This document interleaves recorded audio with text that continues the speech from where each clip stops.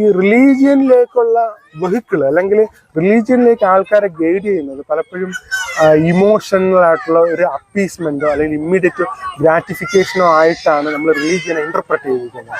അത് മാറിയിട്ട് റാഷണൽ ആയിട്ടുള്ള റീസണിങ് ആയിട്ടുള്ള ലോജിക്കൽ ആയിട്ടുള്ള റീസൺസും ആണ് നമ്മൾ ക്ലൈംസ് ആണ് റിലീജിയന് വേണ്ടിയിട്ട് നമ്മൾ ഡിസ്കസ് ചെയ്യപ്പെടുകയാണെങ്കിൽ തീർച്ചയായിട്ടും ആൾക്കാർ റിലീജിയനകത്തേക്ക് വരാനായിട്ട് ഇടയാവും. എന്നാലേ ആൾക്കാർക്കൊരു മെച്യൂർഡ് ആയിട്ടുള്ളൊരു തോട്ട് ഉണ്ടാവുള്ളൂ എന്നാണ് ഞാൻ വിശ്വസിക്കുന്നത്. അല്ലാത്തിടത്തോളം ഒരു ഇമ്മീഡിയറ്റ് ഗ്രാറ്റിഫിക്കേഷൻ ഇപ്പോൾ എനിക്ക് കിട്ടണം, ഇവിടെ വെച്ച് കിട്ടണം, എനിക്ക് തന്നെ കിട്ടണം, ആ ഒരു രീതിയിലായിരിക്കും ആൾക്കാർ ഗൈഡ് ചെയ്ത് പോകും. പ്രത്യേകിച്ച് യങ്ങർ ജനറേഷൻസ് ഒക്കെ തന്നെ അതൊരിക്കലും ലോങ് ടൈം ആയിട്ട് അവർക്കും ബെനിഫിഷ്യൽ അല്ല, നമ്മുടെ സൊസൈറ്റിക്കും ബെനിഫിഷ്യൽ അല്ല എന്നാണ് തോന്നുന്നത്. അപ്പം റിലീജിയൻ കുറെ കൂടെ റാഷണലൈസ്ഡ് ഉള്ളതായിട്ടാണ് എനിക്ക് തോന്നുന്നത്.